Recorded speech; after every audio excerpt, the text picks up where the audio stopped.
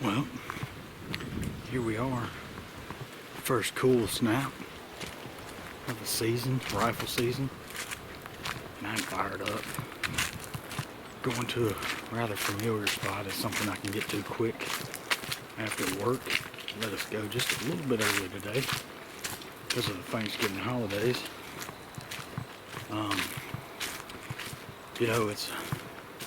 It's not necessarily what would be ideal. I'd like to be in an oak flat because the acorn crop this year is unbelievable. But that being said, I'm in between a bedding area, big bedding area, and an oak flat, so it's really, honestly, probably better than hunting the oaks themselves and catch them coming out. I got a little food plot I put in this particular spot too, so maybe it'll give them time to stop long enough to get a shot. And yeah, I mean, it's a pretty straightforward hunt. Late afternoon, creeping in here, hunting in between bedding and food. Got a little bit of green food, which is not preferred right now because, like I said, there's so many acorns on the ground. That's really their destinations this time of year, or this year particularly, because that's the preferred food and there's so much of it. So they're kind of like, they're really not hitting the food plots till late at night after they've had their fill of acorns. So that's the plan. I'm boogieing back here and we'll see when we get there. We're cheating, man. We get a rifle. We're sitting in a homemade box stand over a food plot. But hey, you gotta do what you gotta do sometimes, so we'll see you in there. Alright, here we are in what I call my homemade boom boom room. This is an old stage platform from a church that was renovating and they were getting rid of it. And it's huge. It's like 8 by 5 feet platform. And I just basically built a frame around it. Got a tin roof on top of it. Got a little shelf right here that I can set my gun and just have it ready. And then this is what we're looking at. So basically, over here on this side, we have bedding. There's a little bit of bedding over here, but the majority of it's right over here. And then over here, we've got a big oak flat, and it's just loaded with acorns. I can hear them dropping from here. It's not but about 80, 85 yards from this lane over to that oak flat. And then right here up the middle, of course, we've got a food plot that I came in and throwing mode basically, but it is absolutely beautiful. I did it right before Halloween weekend, actually the weekend of Halloween, and it is, I mean, it's showing out, and the deer are absolutely killing it. There's like 7 scrapes down the edge of this thing, but the main crossing is right at the end. The food plot starts at about 40 yards, and it's 200 yards long, and at the very end, this is the main crossing of deer. So my shots are generally going to be about 250, which is what I want. Gun zeroed for 200.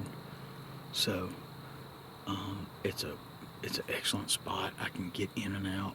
And what I've also done is I came and I cut about a half dozen big cedar bushes, and I staked them out to the edge on both sides, so that you can get in without being seen and you can get out without being seen. So I can come in here with deer in the food plot, I can slip in the back side of the blind, and I can leave with deer in the food plot, and they never know anything. So this is one of my favorite spots to hit on these late afternoon hunts like this, right before dark, the last hour of light. So first cool front, we're right in between bedding and food, and yeah, it's a dream spot. So we'll see what happens.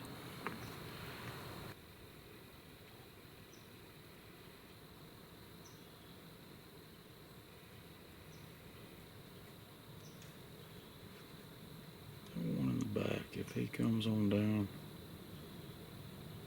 probably have to whack him. He's not a giant, but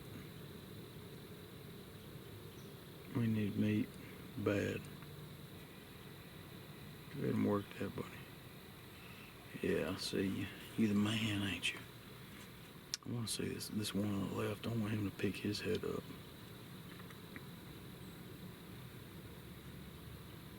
I haven't gotten a good idea of what he is yet.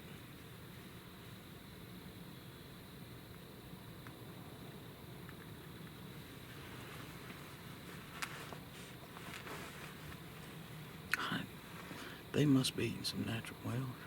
No, we ain't shooting the one on the left. You're peeing in that scrape.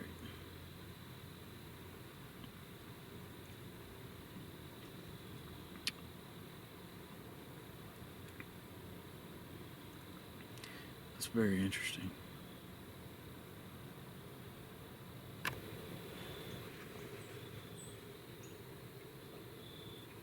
They're slowly creeping. We're at like 350 now. I have decided if he'll come in broadside,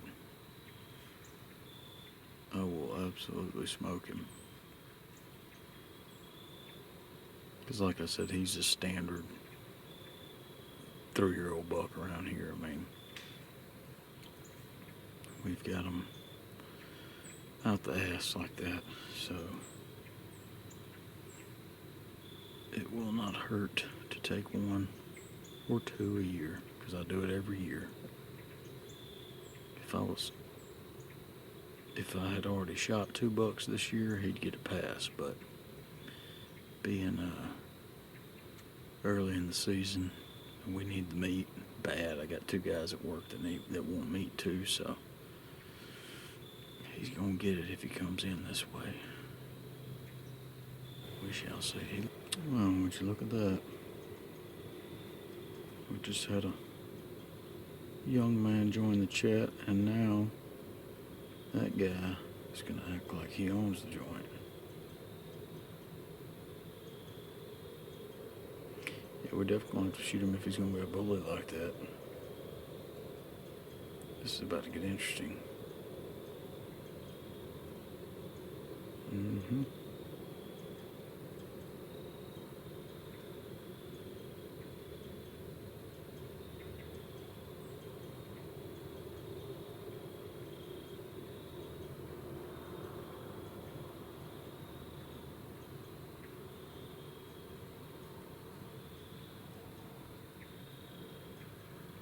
Yep, he's about to march down here after seeing that. Just trying to say, hey, do I know that guy? If I don't, I'm about to.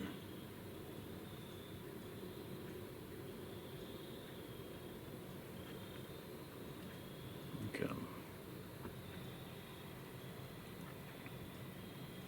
They have absolutely destroyed. I won't even have to cut limbs next year because they're taking them all down.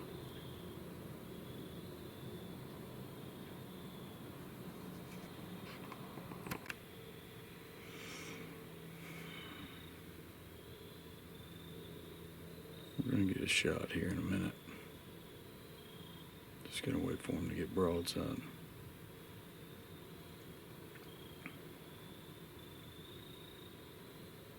That dang goofy looking spike looking thing in the front's got some shoulders on him. Oh, don't act like that.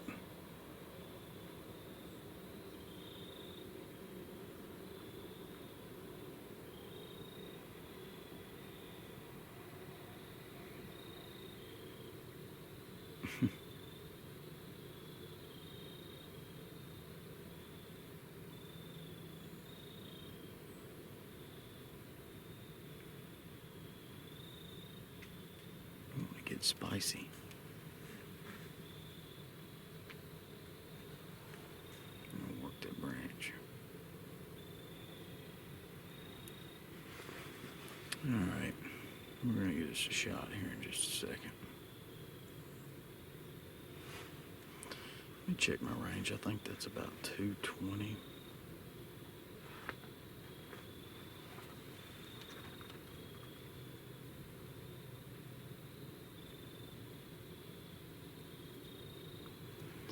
Yeah, 225.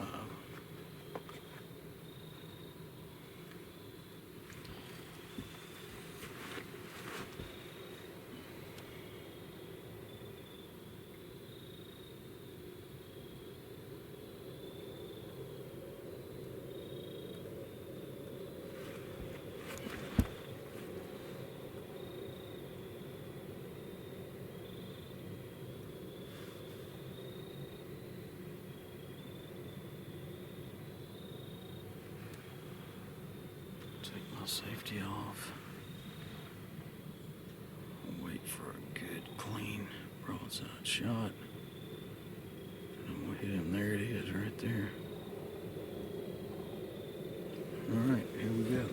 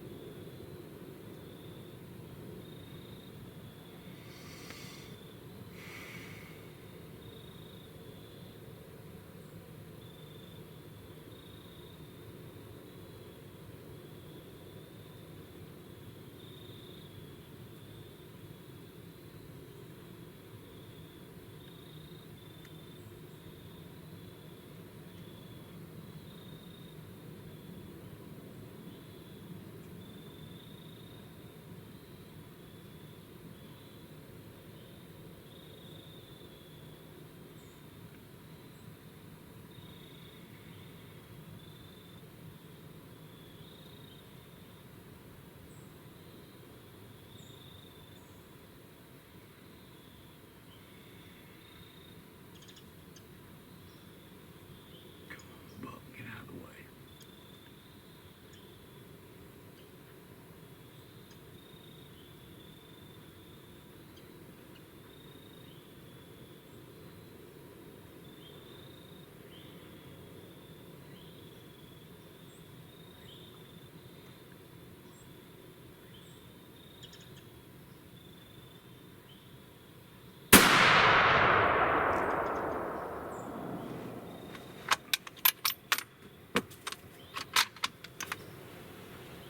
Looks like my camera moved a little bit. I hope it was in frame.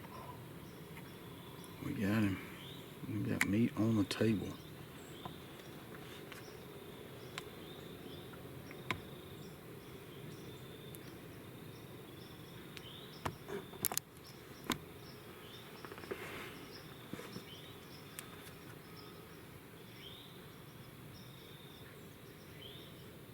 He's done.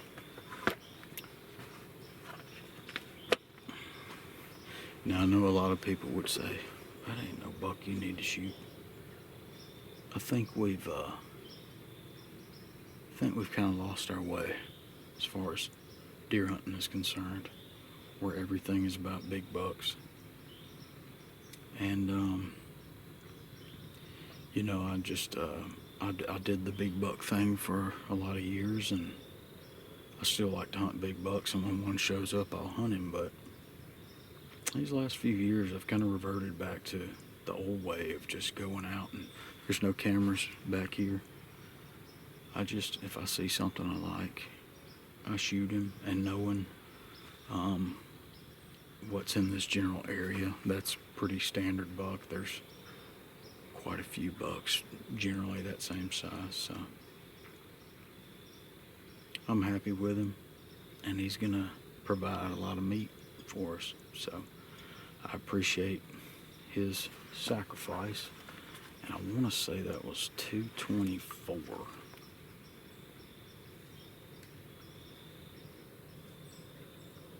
Yep, 223. So I zero my guns for 200 yards for that very reason.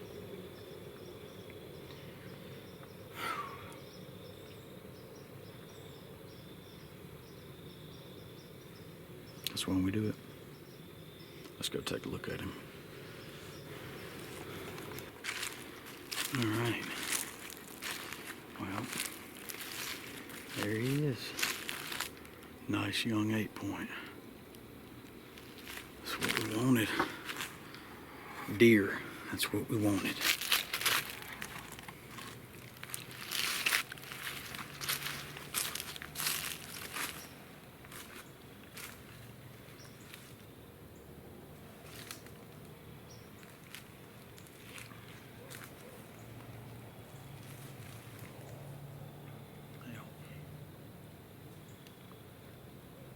Some people would say that would have been a nice deer in 2 years.